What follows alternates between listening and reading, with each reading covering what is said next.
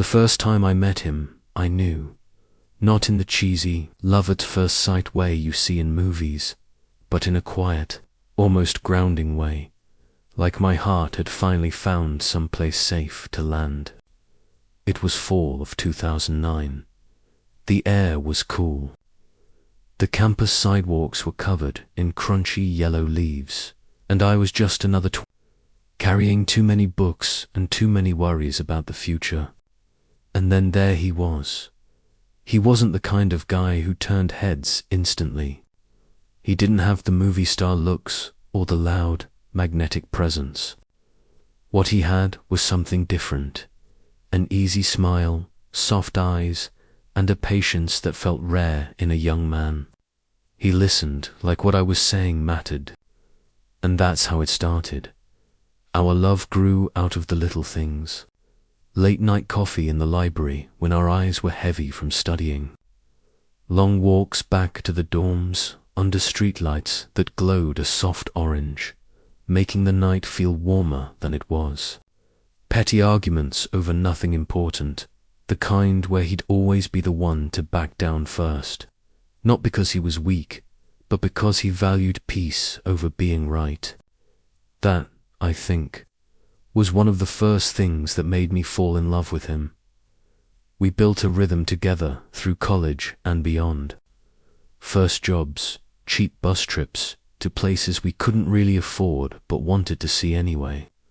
The comfort of knowing no matter what, we'd choose each other at the end of the day. While friends dated, broke up, got back together, we just stayed. It felt like the most natural thing in the world. When he proposed, it wasn't a shock. It felt like the next step in a story we were already writing. But the way he did it still makes me emotional when I think about it. No grand gesture, no spotlight. Just a cold winter evening in our little apartment, the smell of soup simmering in the kitchen. He put the ring on the table, his hands shaking so badly I had to reach out and steady them. "I can't promise I'll be perfect," he said, voice breaking a little, "but I promise I'll always walk through everything with you," and I believed him. I believed him with my whole heart. 6 years ago, on a bright June afternoon, we stood in front of friends and family and said, "I do." It wasn't a lavish wedding, it didn't need to be. I wore a simple white dress, and when I walked down the aisle, I caught the look on his face. Pure joy, pure love. People tell you weddings are just one day, but to me it was a promise etched in time. A reminder that no matter what life brought, we'd chosen each other. The early years of marriage were blissful. Not perfect, but real and warm in all the ways that matter. We didn't have much, but our little apartment was filled with laughter. Mornings meant his coffee, my scrambled eggs. Nights meant shared shows on the couch, or sometimes just lying next to each other in comfortable silence with books in hand.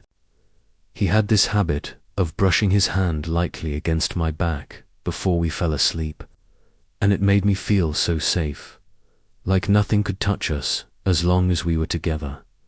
His family became mine too. His mum treated me like a daughter. On holidays, I'd help her cook, set the table, clean up after. His dad once told me, "He's better because of you." And I believed that, too. It wasn't just him I was marrying, it was all of them. A family that made me feel like I belonged. In my heart, I thought my life was set. Love, I believed, didn't have to be dramatic or explosive to be true. It could be steady, like a river, constant, dependable, carrying you both forward. I thought our love would keep us safe from whatever storms life tried to throw at us. But sometimes, the storm doesn't come from the outside. Sometimes, it comes from the very person you trust most. And the cruelest part, you don't see it coming. You're too busy basking in the happiness you've built. blind to the tiny cracks forming just beneath the surface. I didn't know it then, but even in those years I called paradise, fractures were forming, invisible, silent, but growing, and eventually they would split everything wide open. I never thought that something as simple as picking up a phone could shatter my world into pieces. That rainy afternoon, sitting on the sofa we'd picked out together years ago, I wasn't looking for anything. I wasn't suspicious. I wasn't snooping.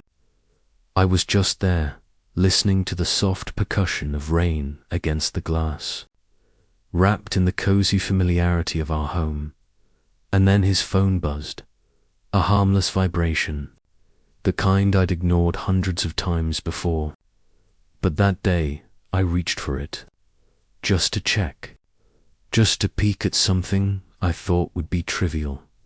It wasn't trivial. It was everything. The words stared back at me from the screen, sharp and merciless. I love you.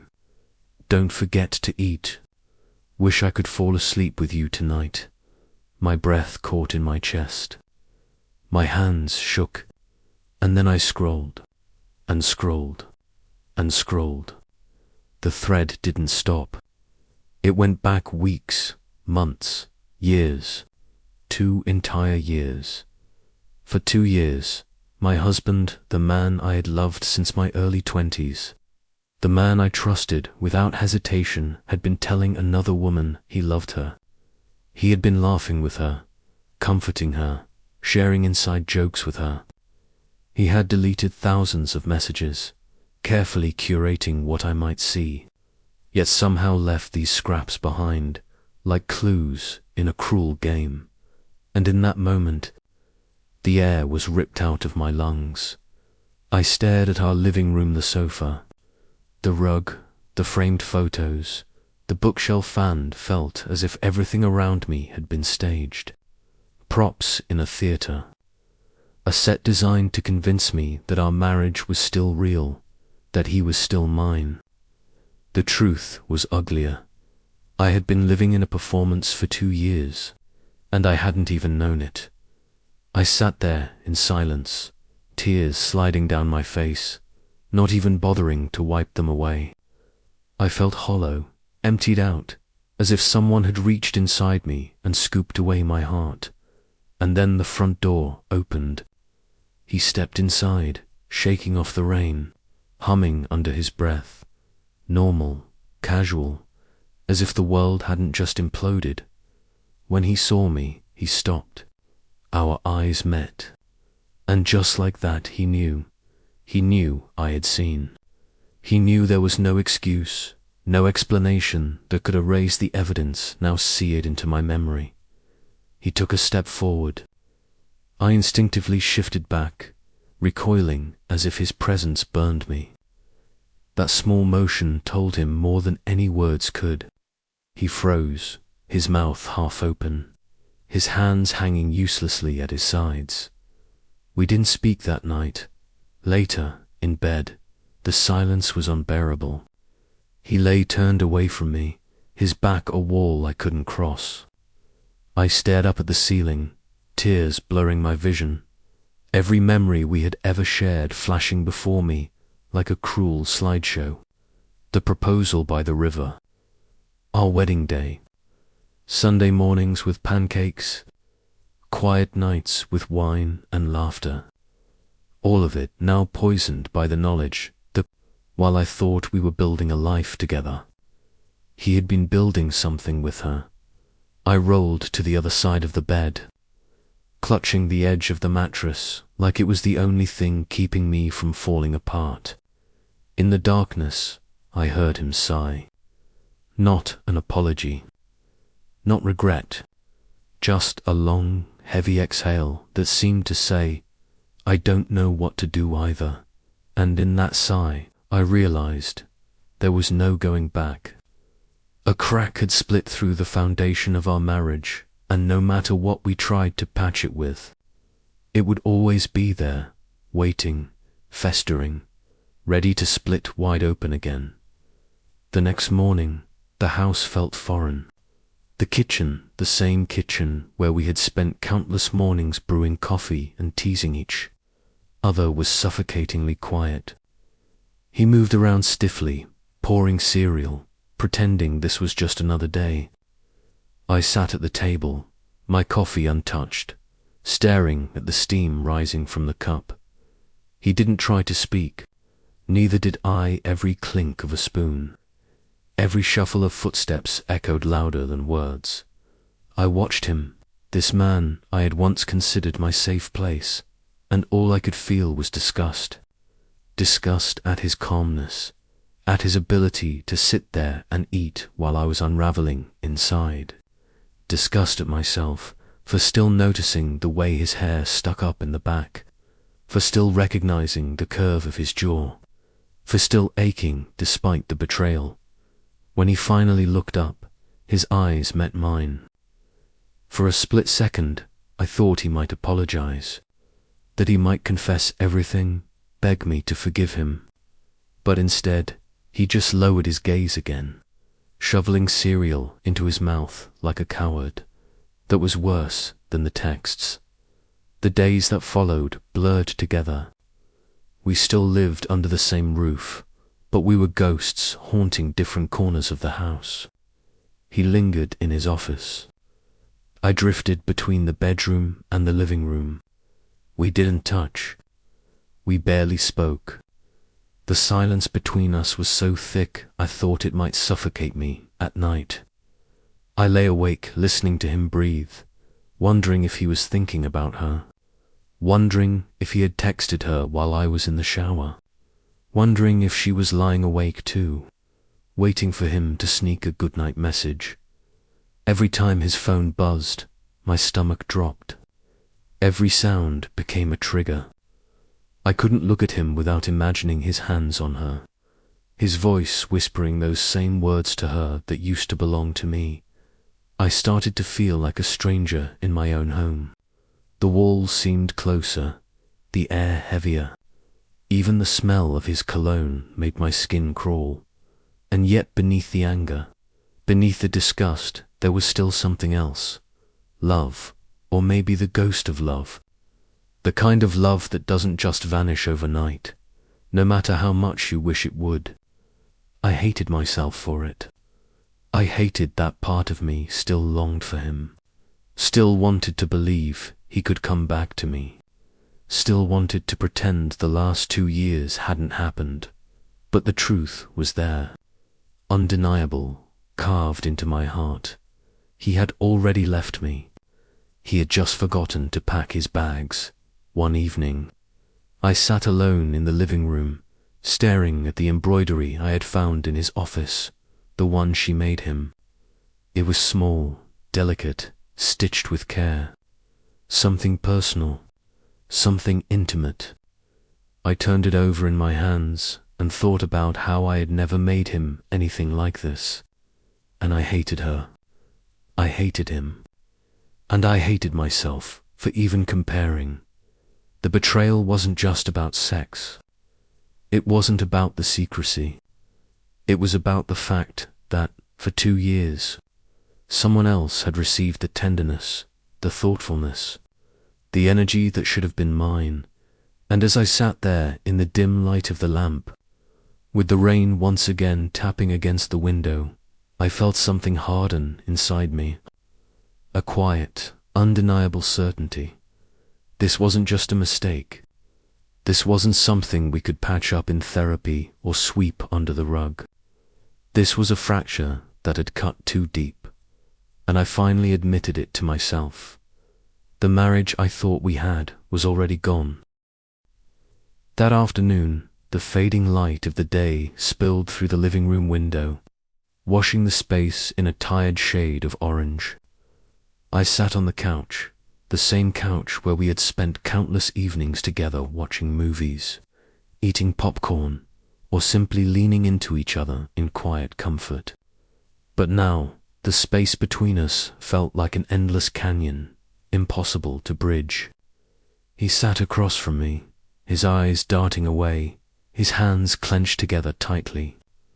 I noticed them trembling slightly, something I had never seen before.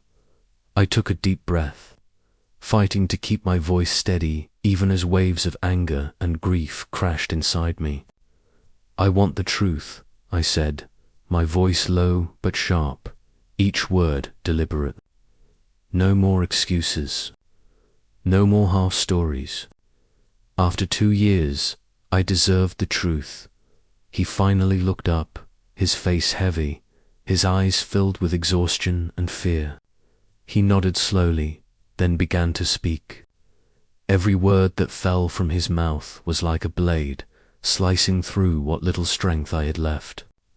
He admitted it wasn't just a fling. They had met often at coffee shops, during work trips, even at her small apartment. He confessed that there were times when he thought about leaving me to be with her. The air around me froze. Every memory we had built together, our first date, our wedding, the night we painted our bedroom, the laughter from weekend road trips, suddenly felt fragile, covered in dust. He had thought about leaving me. The man I had trusted with every piece of my heart, the man I thought I would grow old with. I couldn't stop the tears. They streamed down my face, hot and relentless, blurring my vision. I didn't scream, didn't throw anything, but my silence was louder than any rage I could have unleashed. I just sat there, letting my heart shatter quietly. He bowed his head, unable to meet my eyes. His voice shook. "I know I was wrong. I don't expect you to forgive me right away. But I love you. I really do. I was weak, I was stupid, and I didn't know how to stop it.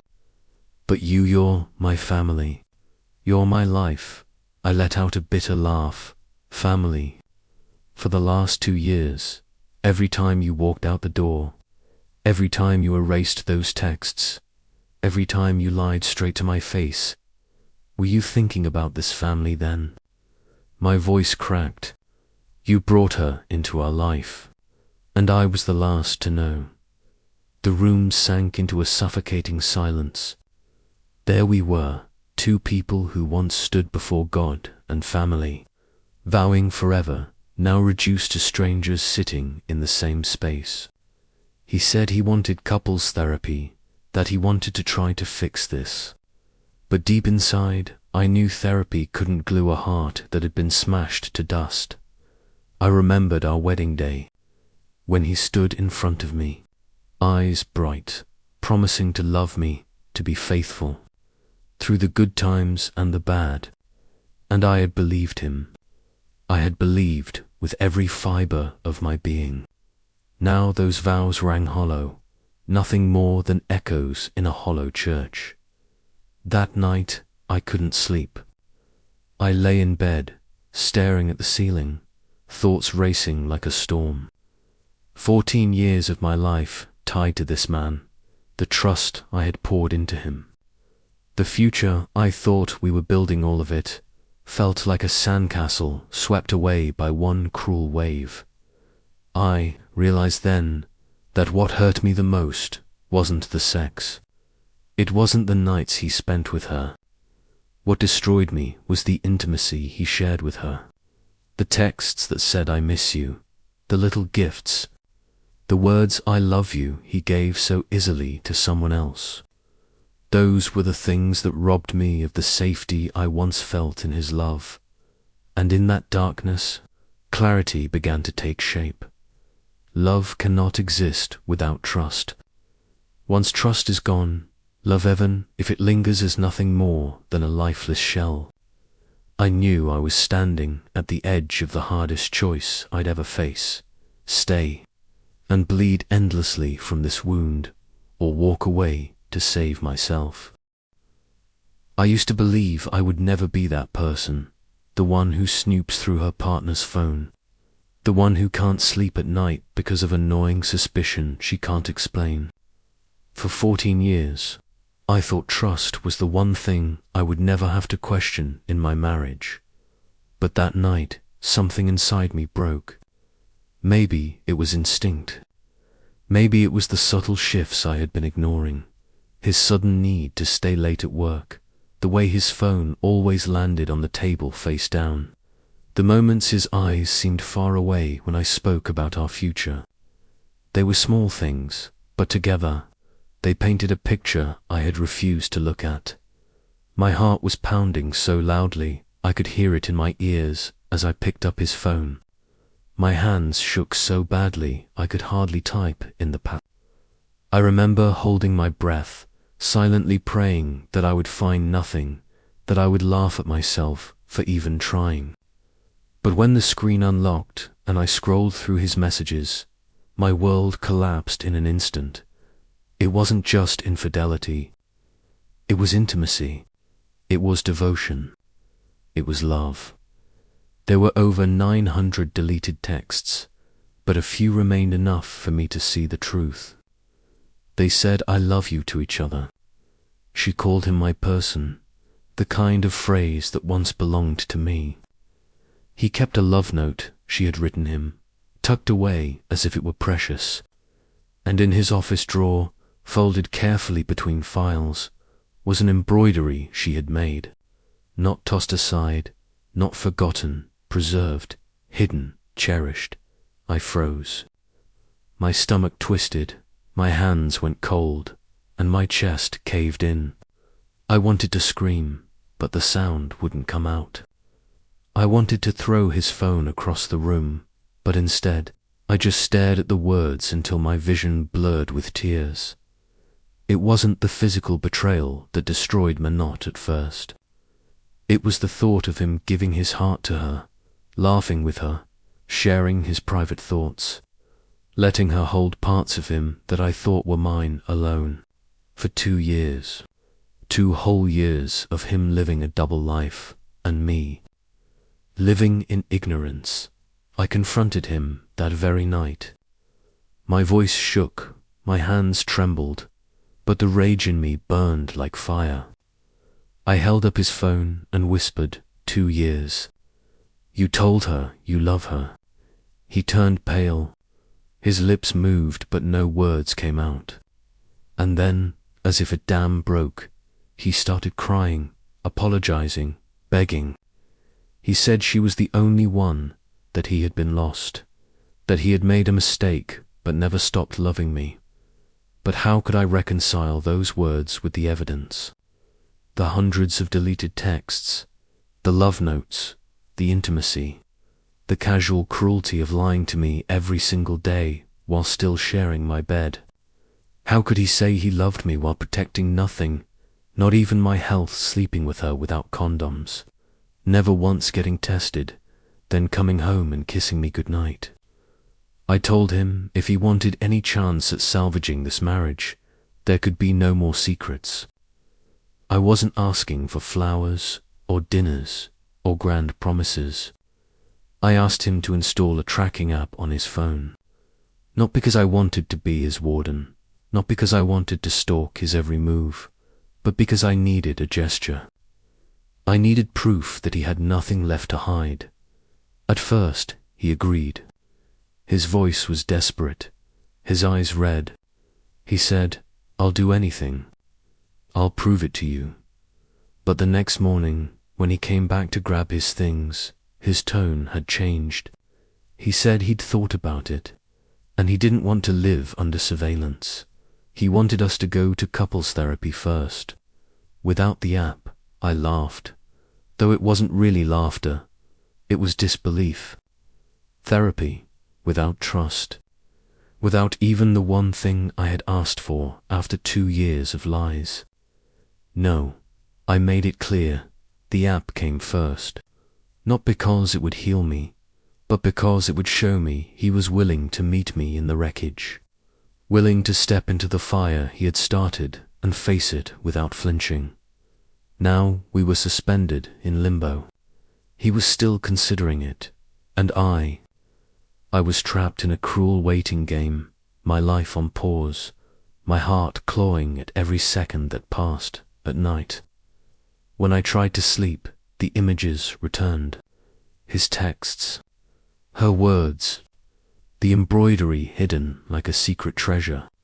My chest would tighten until I couldn't breathe, and I would curl into myself, crying into a pillow that no longer smelled like safety. And that was when the truth began to take shape, as painful as it was. Maybe this wasn't limbo.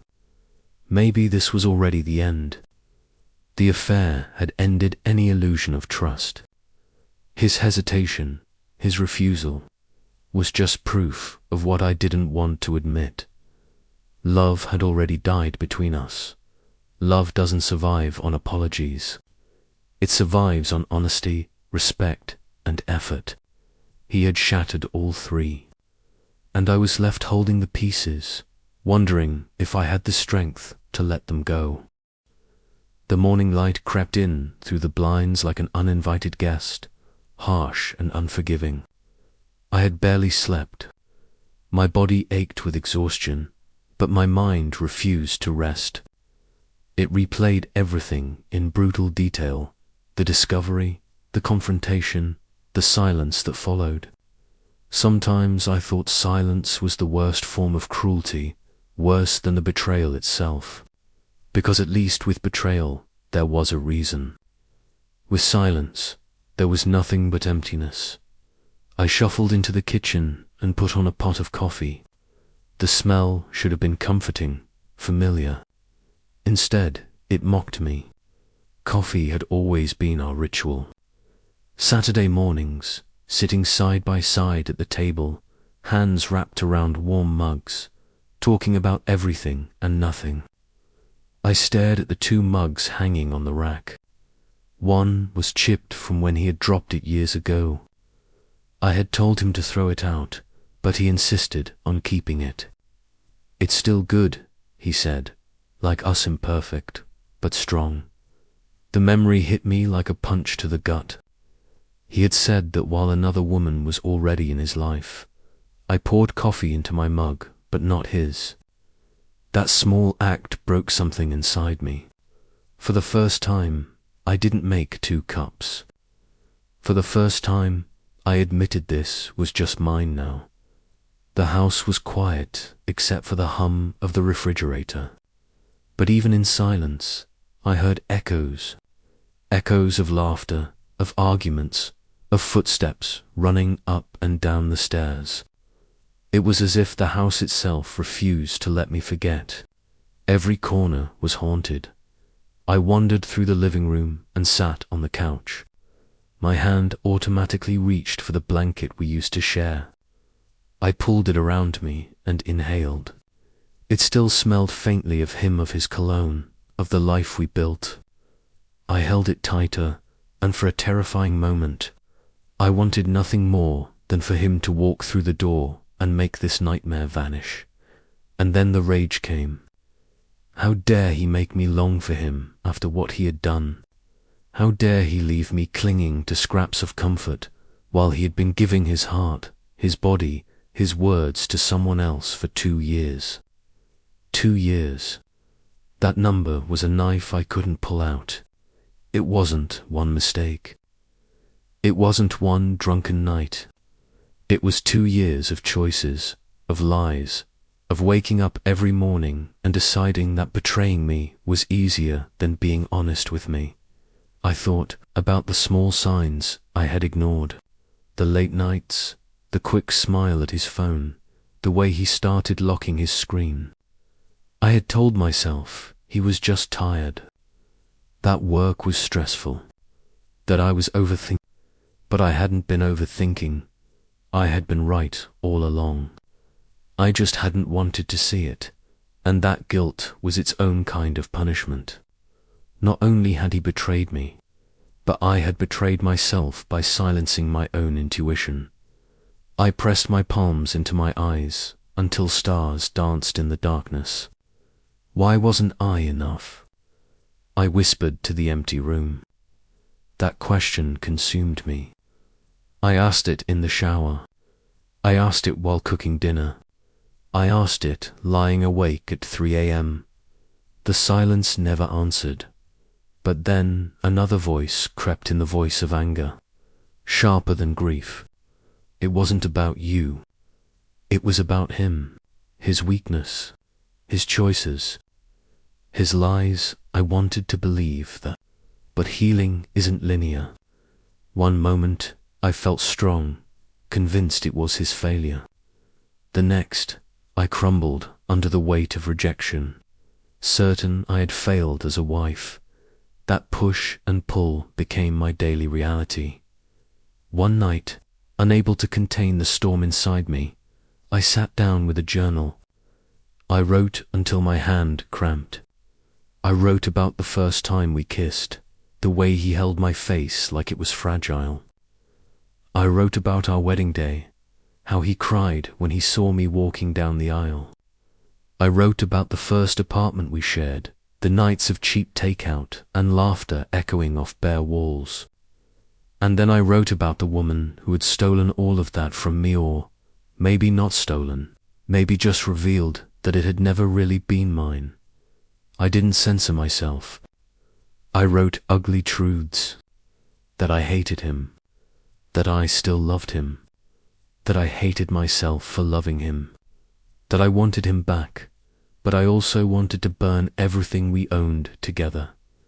The journal became my confessional, my therapist, my witness, and in its pages I began to see two futures unravel before me. In the first, I stayed. I forgave him. We went to counseling. He promised to change. Maybe he did, maybe he didn't. But I saw the me in that future, and she was smaller. She checked his phone when he wasn't looking. She panicked when he was late. She measured every kiss, every I love you, against the memory of the other woman. That version of me lived in a cage, one she had built with her own forgiveness. In the second future, I left. I closed the door behind me and walked into a world that felt cold and unfamiliar. I cried every night. I stumbled through loneliness. But slowly, painfully, Sheetha me in that world began to rebuild. She discovered new routines, new joys, even new love someday. She wasn't free of pain, but she wasn't imprisoned by lies anymore. The choice between those futures consumed me. One afternoon, I sat with my best friend at her kitchen table. I told her everything, every suspicion, every discovery, every sleepless night. She didn't interrupt. She just listened, her eyes never leaving mine. And when I finished, when I was shaking from the effort of putting it all into words, she said softly, "You don't have to save this marriage by destroying yourself. He broke it, not you. You deserve more than scraps of love." Her words cracked something open inside me. Tears spilled down my face, but for the first time, the tears felt cleansing, not suffocating. That night, I began to plan. Quietly, secretly. I gathered documents. I wrote lists. I imagined packing boxes. Each step was terrifying, but it was also grounding. For the first time in weeks, I felt like I wasn't just waiting for his decision, I was making my own. And then the truth became undeniable. He hadn't slipped once. He hadn't made a single mistake. He had chosen betrayal every day for 2 years. If he could choose betrayal, I could choose freedom. It wasn't a sudden moment of clarity. It was a slow, painful acceptance, like a tide rising until you realize you're already standing waist deep in water. But once I admitted it, I couldn't go back. I looked at him across the dinner table one night, his eyes tired, his face drawn, and I realized I no longer recognized him. Or maybe I finally saw him clearly for the first time. The love I had carried for so long, so fiercely, was gone. Not because I had stopped loving, but because he had burned it down until nothing was left but ash. And I decided I would no longer breathe in the smoke. This was the end of us. The morning light slipped through the blinds, thin and sharp, like a reminder that the world kept moving forward whether I was ready or not. I had barely slept. My body ached, but there was a new kind of stillness inside me. Not peace, not yet. More like emptiness, but an emptiness that, strangely, felt lighter than the crushing weight I had carried for weeks. I padded into the kitchen and turned on the coffee maker. The hiss and drip filled the silence of the house. Once, this sound had been part of our ritual. Saturday mornings meant to mugs on the table, hands brushing as we reached for the sugar, laughter mixing with the steam rising from the cups. Today, there was only one mug. Mine. I stared at the chipped white one he'd insisted on keeping because it was still good. Like us, imperfect but strong. That memory should have broken me. Instead, I picked up my own mug, poured the coffee, and drank it without shaking. I can live like this, I thought. I can live without him. Later that day, I met my mother at a small diner we both loved. She already knew most of what had happened, had cried in her arms more times than I could count since the night of discovery. But this time, I didn't cry. I told her, calmly, that I was considering divorce. The word left my lips like it had been waiting there all along. She listened, silent, then reached across the table and held my hand. "Sweetheart," she said softly, "I know you've tried. But some things can't be put back together once they're broken. This isn't your fault." Her words loosened something in my chest. For weeks, I had been asking myself if I hadn't been enough, if there was something I could have done differently, if maybe the blame was mine. But she was right. I had loved with everything I had. The failure wasn't in my love, it was in his betrayal. That evening, I sat at my desk and opened my laptop. Divorce just weeks ago, the word had terrified me. It had felt like a foreign language I would never need to learn. Now, I searched for lawyers, for steps, for paperwork. Dry, legal words appeared on the screen, but they didn't feel like lifeless documents. They felt like the first stones of a new path, one I was finally willing to walk. The phone rang. His name lit up the screen. For a moment, my breath caught. I almost didn't answer, but I did. His voice was rough, tired, broken. "I think we should try again," he said. "Therapy, counseling, whatever it takes. I know I screwed up, but please, don't leave me once." Those words would have been everything I had prayed for. But now they felt empty. I spoke slowly, clearly, almost gently. "You had 2 years to choose me. Every day you chose her. Now it's my turn to choose.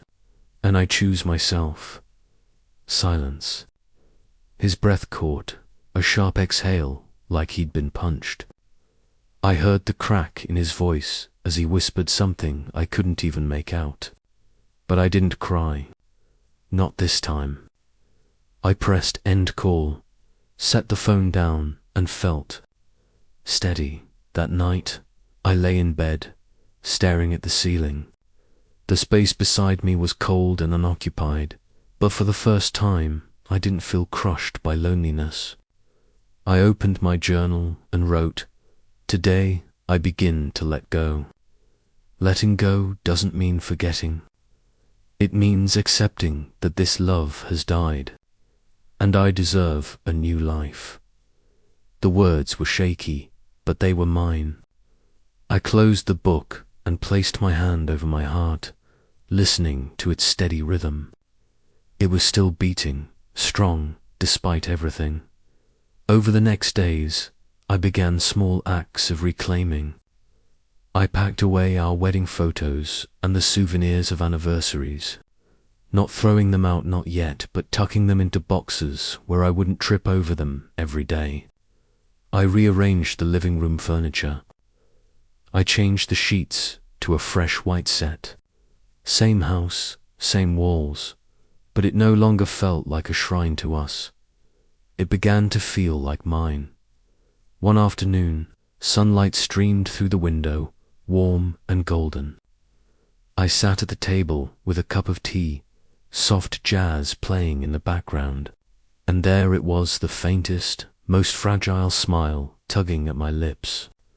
Not because of him, not because of anyone, just because I was still here, just because I was alive. Of course, the pain didn't vanish overnight. There were nights when I still woke from dreams of him, dreams where we were laughing again, dreams where nothing had been broken. I woke with tears soaking my pillow. But this time, I didn't collapse. I let the tears fall, wiped them away, and reminded myself, healing doesn't mean never hurting.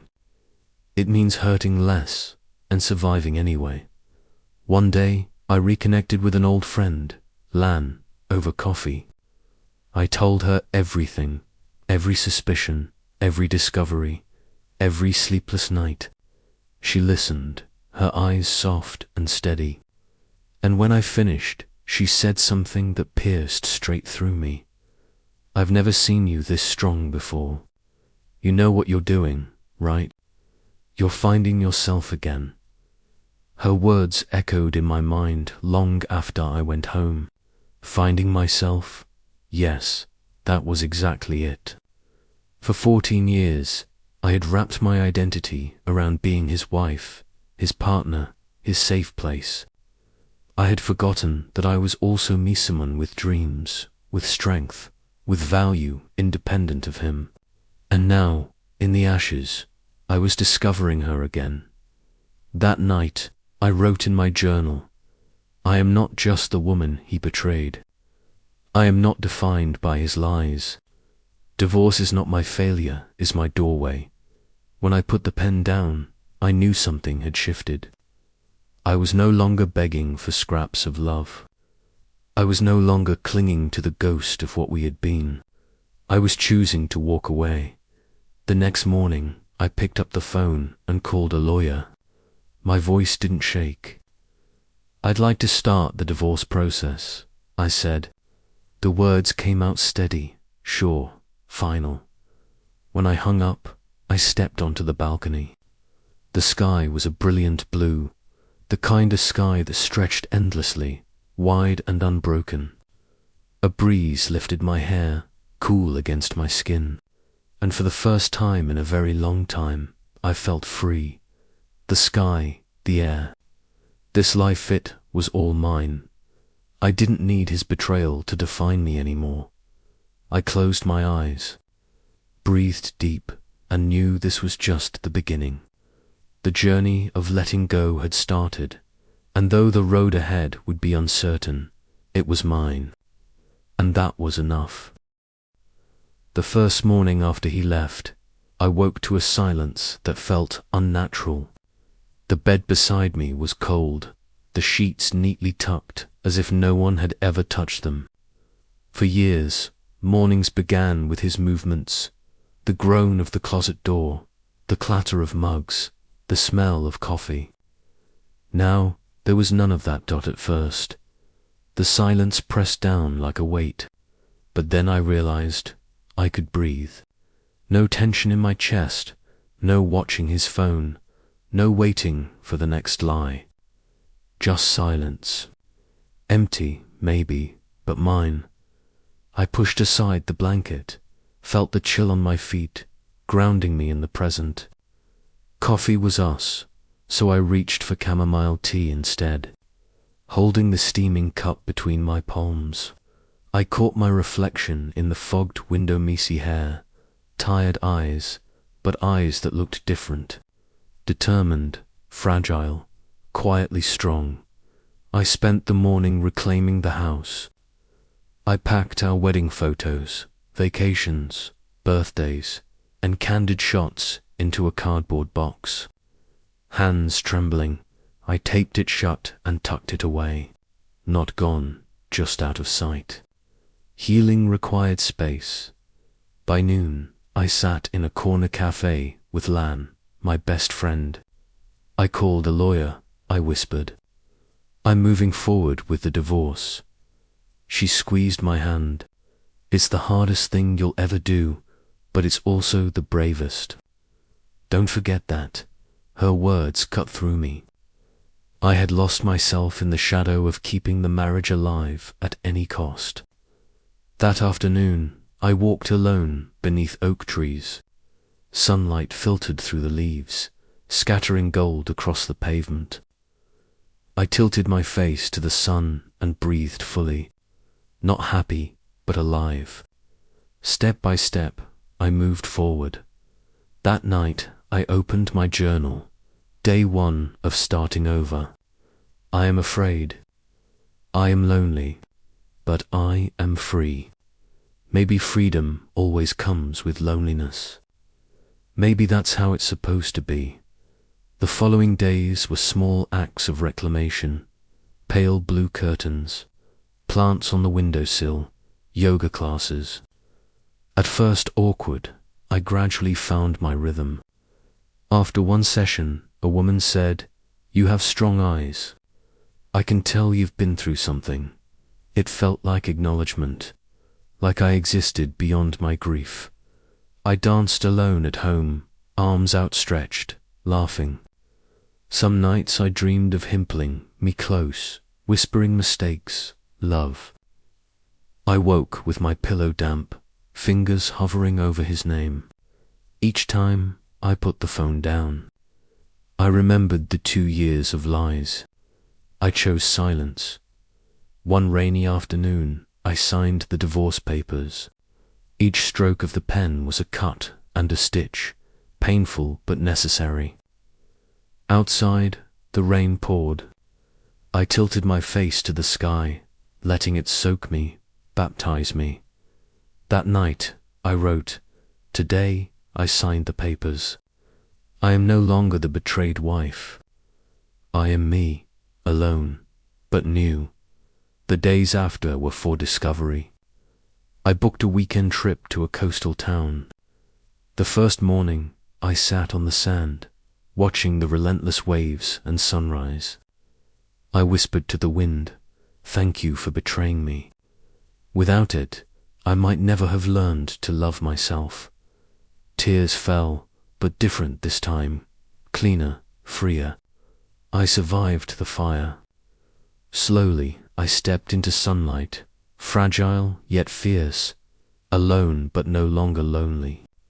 My life wasn't over.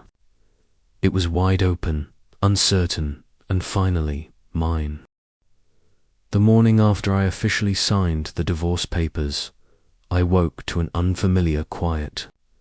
It wasn't the sharp agony I'd felt in the early days, nor the pure relief I had imagined. It was something in between, like standing halfway across a long bridge, with smoldering ruins behind me and an uncertain horizon ahead.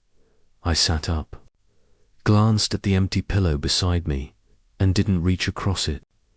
No tears came, only a small, bittersweet smile. "It's over," I whispered. "It's just me now." The house was silent, except for the clock ticking steadily in the living room. I opened every window, letting morning light pour in, while a cool breeze carried the earthy scent of last night's rain. For a moment, my pale blue curtains billowing in the wind made the space feel entirely new. I brewed chamomile tea instead of coffee, sitting slowly, savoring the warmth and aroma. For years, every routine, the coffee, the shared mornings, the rush had tied me to him. Now, in this quiet, I could just be. It wasn't peace, not yet, but it was space. Mine.Land dropped by around noon, a basket of fruit and pastries in hand. "You look different," she said, plopping onto the couch. "Not like the zombie you were a few months ago." I laughed, and for the first time, I felt her meaning. There was pride in her eyes, a recognition that I had survived and started reclaiming myself. The following week, I signed up for a painting class. My first strokes were messy, chaotic, dark blues and blacks sprawling across the canvas. But slowly, streaks of bright yellow and orange cut through the darkness, like small sparks of hope refusing to die. By the end of class, the painting was far from perfect, but when I looked at it, I saw myself grief, struggle, and a fragile spark of survival. For the first time in months, I felt pride without guilt. Back at home, I returned to the box of old photographs. I touched our wedding photo, expecting grief, but felt only a soft ache. These memories belonged to the past, not to my present. I placed the box on a high shelf, visible but no longer looming. I could hold them without being held hostage by them. Over the next weeks, I reintroduced myself to life. I walked streets alone, letting the world move around me. I lingered in cafes, sipped tea, wrote in my journal, and slowly, deliberately, built small routines just for me. Yoga classes, plants on the windowsill, quiet nights with music and books. These were small acts, but they were mine. A month later, I booked a solo trip to a coastal town. The first morning, I walked barefoot along the wet sand as dawn painted the horizon in pink and gold. The waves crashed against my legs, the wind whipping through my hair. I hugged my knees and whispered, "Thank you for betraying me, because if you hadn't, I might never have come here alone, but alive." I wandered narrow streets, ducked into old bookstores, and spoke to strangers whose kindness echoed inside me. An elderly bookstore owner pressed a novel into my hands and said softly, "The greatest treasure in life isn't holding on to someone else. It's holding on to yourself." Her words carved themselves into my heart. On my last morning, I returned to the shoreline. The waves rolled and crashed, relentless and vast. I lifted my arms to the sky and shouted, "I'm alive. I survived." The sound was swallowed by the sea, but it rang inside me. The woman I had been fragile, broken, and dependent was gone. In her place stood someone still tender, but fierce. Alone, yes, but no longer lonely. Free, truly, and entirely mine. The weeks following my solo trip to the coast were strange and liberating all at once. Returning to my city apartment, I felt both emptiness and fullness at the same time. The space that once carried the echoes of his belongings, his scent, the traces of our shared life, was now entirely mine. I rearranged furniture, hung new paintings, and for the first time in years, I felt a deep, unwavering sense of ownership. This was my home, my sanctuary. Every morning, I woke up to silence, unbound by anyone else's schedule. I decided for myself, tea or coffee, a walk or yoga, writing or reading. Initially, this freedom was intimidating. I had never been entirely responsible for my own life like this. But slowly, it became exhilarating. I realized I could stand tall, self-assured, and at peace without needing to lean on anyone else. I also began to pay attention to the people around me. Lan remained my steadfast friend, always ready to encourage and remind me of my worth. But I felt a pull to explore new social connections through work, art classes, or yoga sessions. I learned to engage in conversations again, to laugh without reservation. Each encounter, however small, reinforced my growing sense of confidence. I began to understand that I could connect and even love again, but on my own terms, without losing myself in the process. One Friday evening, I attended a small gathering organized by some co-workers. At first, I lingered on the edges, listening to the hum of conversations, the bursts of laughter that seemed effortless. Then someone asked me to dance.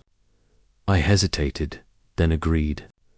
As we moved to the rhythm of the music, I felt an unfamiliar but intoxicating joy, the joy of a woman who knew herself, who had been liberated from the chains of the past. I danced without thinking of him, without fear, without old wounds tugging at my heart. For that moment, I was simply me. Even as I grew stronger, the past occasionally caught me off guard. Once, I ran into an old acquaintance of his at a coffee shop. He nodded politely when he saw me. My chest tightened, but I smiled, nodded back, and walked on.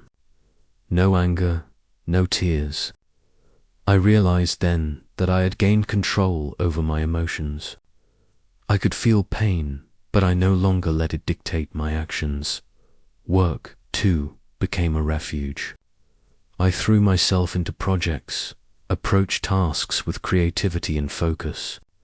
Investing in my career became not just a means of income, but a way to assert my value, to reclaim parts of myself I had neglected for years. I began pursuing personal projects, small ideas I had never dared to try before. Every completion, every tiny success, felt like a rebirth, a new layer of who I was becoming. One afternoon, I received an invitation from a fellow painting classmate to join a small group exhibition. Initially hesitant, I ultimately accepted. Standing among other works, listening to discussions, and watching people engage with my own piece, I felt a quiet pride, not because of their praise, but because I had dared to reveal myself, to be vulnerable and honest in my art. It was then I understood something crucial. Happiness wasn't given to me by someone else. It was something I cultivated myself. I was free, self-directed, and building a life entirely of my own design. Gradually, I began to embrace self-love more fully. I cared for my body, nurtured my mind, and protected my spirit. I no longer felt guilty for taking time for myself. Solo trips became routine, exploring new places, meeting new people, experiencing life in ways I had previously only dreamed of. Each journey, each encounter, became another brick in the house I was constructing, a house that belonged wholly to me, where I reigned as its undisputed owner. One crisp autumn morning, I sat on a park bench, leaves rustling around me. I closed my eyes, inhaled the cool air, and smiled. In that moment, I knew I had changed completely. I was no longer the fearful woman, betrayed and dependent. I was me, strong, independent, and aware of what I wanted. Yet, independence came with its own challenges. Some days, loneliness surged like a sudden storm. I missed conversations, laughter, and the familiarity of old routines. I wondered if I could ever open myself to love again, if I had the courage to let someone into my life. Each time, I would catch my reflection in the mirror, see the resolve in my own eyes, and remind myself, give yourself time. Love will come, but first, learn to love yourself. The first morning of my new life arrived like a quiet revelation. I woke slowly, feeling the soft sheets, the sunlight filtering through curtains, the city's hum outside. No weight pressed on my chest, no invisible chains dictated my thoughts. The apartment felt wholly mine, and with it came the feeling of ownership over my life. I stretched and let out a long, unhurried breath. For years, mornings had followed someone else's schedule. Now, I drank my coffee slowly, savoring warmth and flavor. noticing details I'd overlooked: the sun's movement across the floor, faint scratches in the old table. Everything was mine. A thrill of freedom coursed through me. I wandered the city streets without intention, letting the sounds, traffic, footsteps, distant barking be both backdrop and rhythm. People passed by, absorbed in their worlds, and I realized I had become a main character in my own story. Eventually, I found a small park, sat on a weathered bench, and let the breeze tousle my hair. The city noise faded, leaving a peaceful hum I could sync with. Lan called that afternoon, suggesting a weekend adventure, just us, no obligations. I smiled deeply. I need a reminder that life is full of surprises, I said. The weekend came, crisp and pastellit. We drove with windows down, arriving at a small, charming town. Cobblestone streets led to cafes, galleries, and second-hand bookstores. I wandered aimlessly, discovering a hidden bookstore where a handwritten note in a book read, "May this story remind you of who you are, and who you can become." I smiled, pocketing it like a whispered affirmation. That evening, we sat by a river, watching the sun melt into violet. I felt my strength and resilience settle into my bones. Peace wasn't magical. It was a choice, a daily commitment. Lan nudged me. "You look alive," I laughed softly. Yes, alive, whole, resilient, capable of joy and love, fully myself. Returning home, I kept mementos from the trip-pressed leaves, photos, notes, not as nostalgia, but as tokens of survival and growth. Nights were spent journaling, honoring not betrayal, but emergence and renewal. Weeks passed. I discovered hobbies, nurtured creativity, met new people, and found joy in small, deliberate moments: sunlight, coffee, laughter, and presence. One evening, walking the shoreline, waves brushing my feet, I whispered, "I am here. I am alive. I am whole." The past had shaped me, but it no longer defined me. I was the author of my own story, ready to face the future with an open heart and unshakable spirit. Challenges might come, loneliness might return, but I knew I could meet them with grace and strength. For the first time, I was not just surviving, I was thriving. With the city behind me and the horizon ahead, I walked forward, my own person, my own life, fully free.